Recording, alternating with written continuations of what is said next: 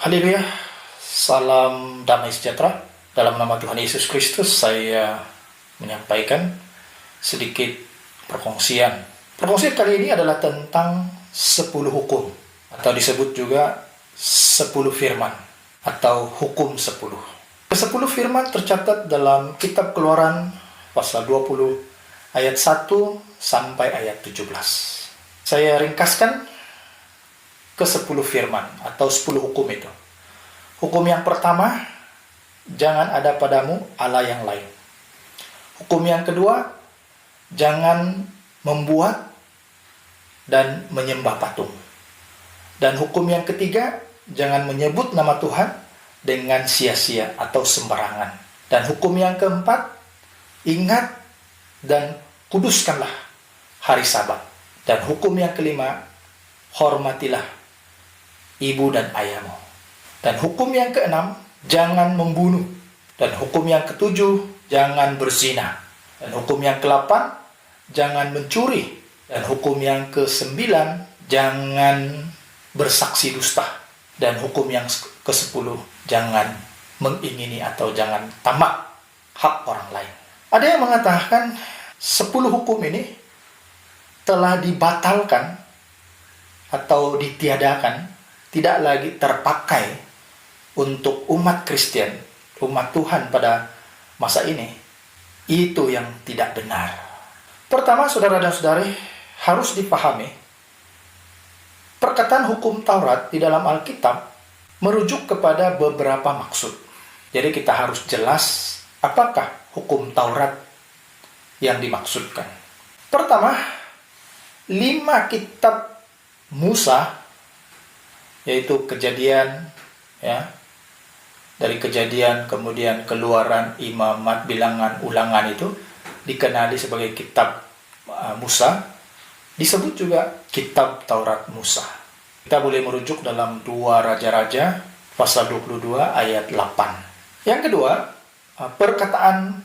peraturan-peraturan dan hukum-hukum yang disampaikan oleh Musa kepada seluruh umat Israel juga disebut sebagai hukum Taurat. Kita boleh lihat dalam Ulangan pasal 1 ayat 1. Di situ dikatakan Musa menguraikan hukum Taurat itu kepada seluruh umat. Kita boleh baca ini sampai pasal 31 ayat 24 ya.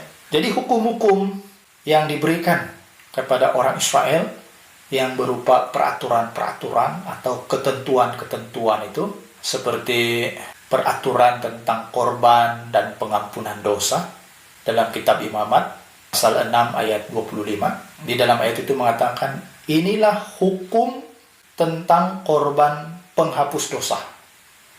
Perkataan hukum di situ itu ialah Torah atau Taurat.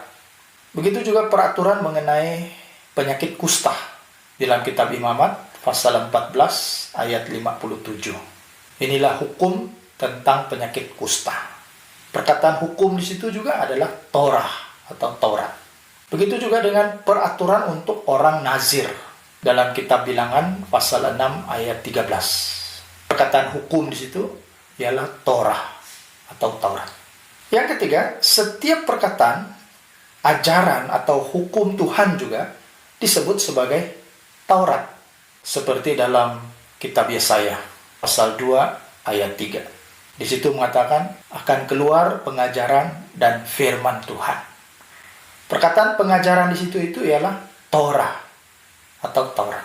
Yang keempat, pengajaran atau didikan, arahan daripada ibu bapa atau orang yang bijaksana juga disebut hukum Taurat. Seperti dalam kitab Amsal pasal 1 ayat 8 dikatakan ajaran ibu. Ajaran di situ ialah Torah atau Taurat.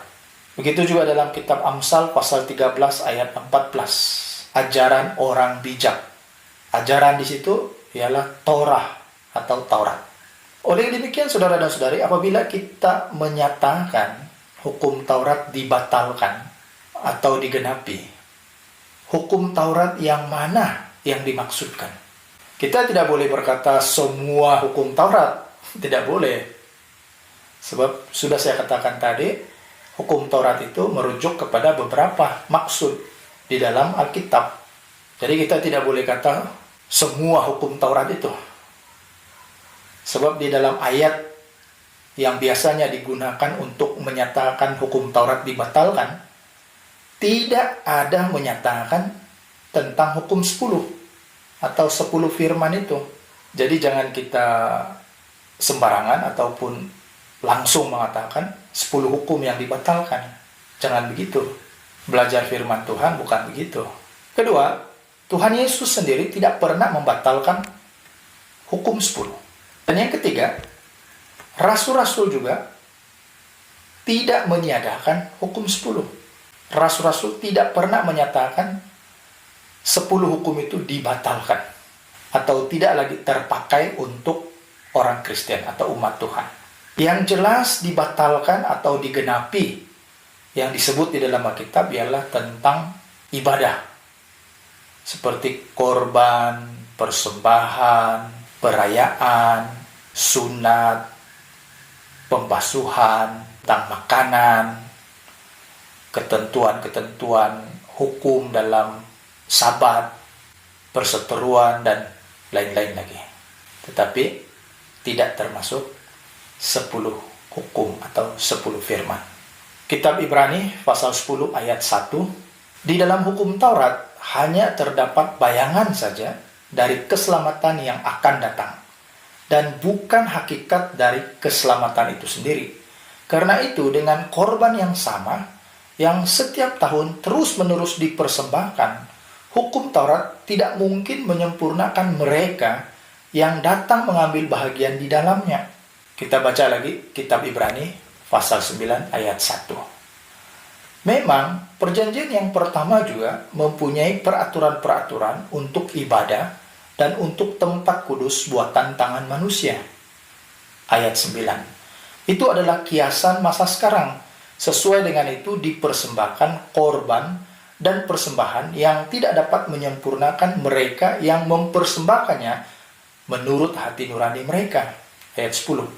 Karena semuanya itu di samping makanan, minuman, dan pelbagai macam pembasuhan hanyalah peraturan-peraturan untuk hidup insani yang hanya berlaku sampai tibanya waktu pembaharuan. Ayat 11.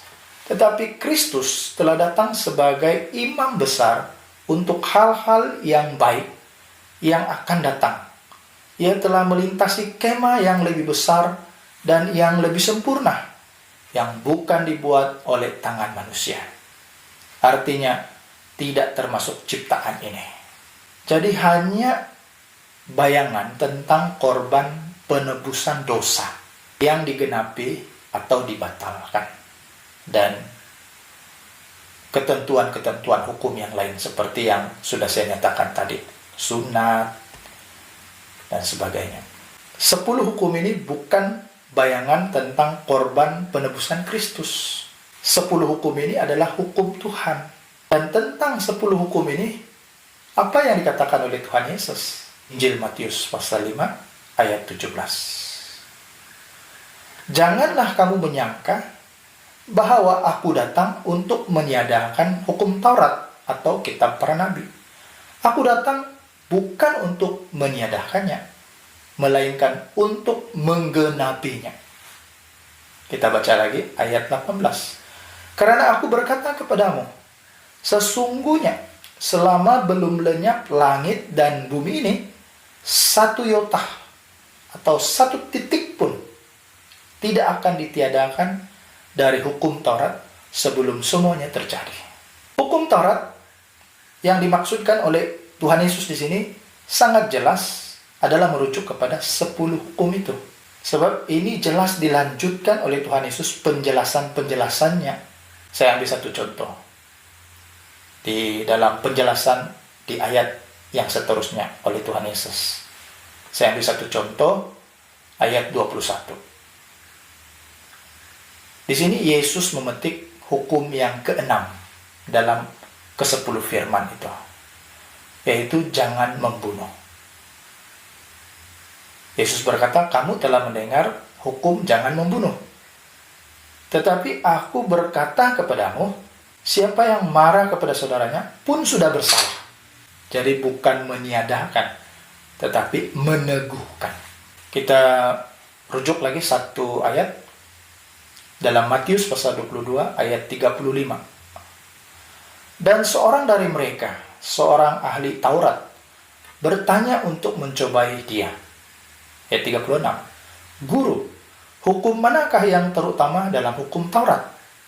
Ayat 37. Jawab Yesus kepadanya, kasihilah Tuhan Allahmu dengan segenap hatimu, dan dengan segenap jiwamu, dan dengan segenap akal budimu. Ayat 38.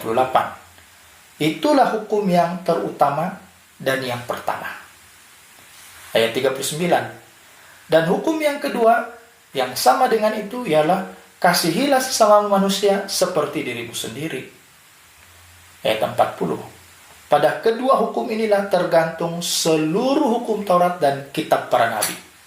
Itu dikatakan oleh Tuhan Yesus sendiri. Rasul Paulus juga menurut perkataan yang dikatakan oleh Tuhan Yesus. Kita baca dalam Roma pasal 13 ayat 9. Karena firman, jangan berzina, jangan membunuh, jangan mencuri, jangan mengingini, dan firman lain manapun juga sudah tersimpul dalam firman ini, yaitu kasihilah sesama manusia seperti dirimu sendiri. Paulus menyatakan bukan membatalkan hukum Taurat, tetapi meneguhkan. Kita baca dalam Roma pasal 3 ayat 31. Jika demikian, adakah kami membatalkan hukum Taurat karena iman? Sama sekali tidak. Sebaliknya, kami meneguhkannya. Rasul Yakobus pun sama juga. Yakobus pasal 2 ayat 8. Akan tetapi, jikalau kamu menjalankan hukum utama yang tertulis dalam kitab suci, kasihilah sesama manusia seperti dirimu sendiri, kamu berbuat baik. Saudara dan saudari, tidak ada seorang rasul pun menyatakan 10 firman dibatalkan atau ditiadakan. Saudara dan saudari, 10 hukum ini adalah hukum kasih. 4 ini. Yang pertama tadi ialah mengasihi Tuhan dengan segenap hati, segenap jiwa, akal budi, dan kekuatan. Manakala 6 hukum ini lagi ialah mengasihi sesama manusia seperti dirimu sendiri. Demikianlah sedikit pencerahan ringkas kenaan dengan 10 hukum atau 10 firman. Biarlah hukum Tuhan diam di dalam hati kita, tersemat di pikiran kita, dan dapat kita senantiasa melakukannya. Menuruti firman Tuhan. Kita menuruti 10 hukum, damai sejahtera. Karena 10 hukum ini adalah hukum kasih. Jadi ada kasih, ada damai sejahtera. Tidak ada pembunuhan, tidak ada pencurian, tidak ada penipuan atau pembohongan, dan sebagainya. Terima kasih sudah bersama-sama dengan saya. Tuhan memberkati semua. Haleluya.